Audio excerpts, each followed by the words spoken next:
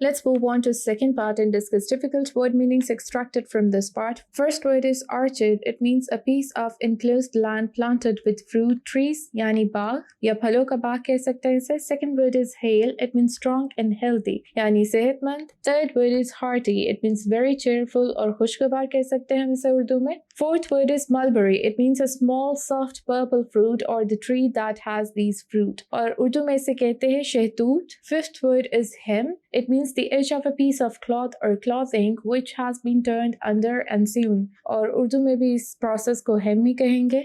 Let's move on to its explanation now. अब जब नवसार्थ को ये न्यूज़ मिलती है कि उसका जो बेटा है अरशाक वो टाउन में आ चुका है, वो विलेज में आ चुका है, वो बहुत ज़्यादा एक्साइटेड हो जाता है, बहुत ज़्यादा खुश हो जाता है और किसी चीज़ के बारे में सोच रहा होता है, बहुत डीप थॉट में होता है, पॉन्डर कर रहा होता है और अपनी विलेज की तरफ ही जा रहा होता है कि इतने में शार्प टर्न लेता है और ऑर्चर्ड की तरफ चला जाता है. ऑर्चर्ड जैसे कि हम डिस्कस कर चुके हैं एक बाग होता है जहाँ पे बहुत ज़्यादा फ्रूट ट्रीज होते हैं, तो इसे हम कह सकते हैं फलों का बाग. ऑर्चर्ड की तरफ चला जाता है और सोचता है कि 10 साल से वो अरशाक से मिलने का इंतजार कर रहा था और बहुत पेशेंटली उसने वेट किया है अरशाक का. वो हर साल जो है इसी इंतजार में, इसी होप में रोड की तरफ देखता था कि शायद इस साल उसका बेटा उससे मिलने आएगा और आज जब वो आ गया है तो वो बहुत ज़्यादा खुश है और कहता है कि अरशाक बहुत अच्छे टाइम पे आया है क्योंकि ये वो साल का टाइम है जब पूरे जो फ्रूट्स हैं वो राइप हो चुके हैं, पक चुके हैं. So he can enjoy various fruits. Neversat had no living relatives. अब नेवरसात की जो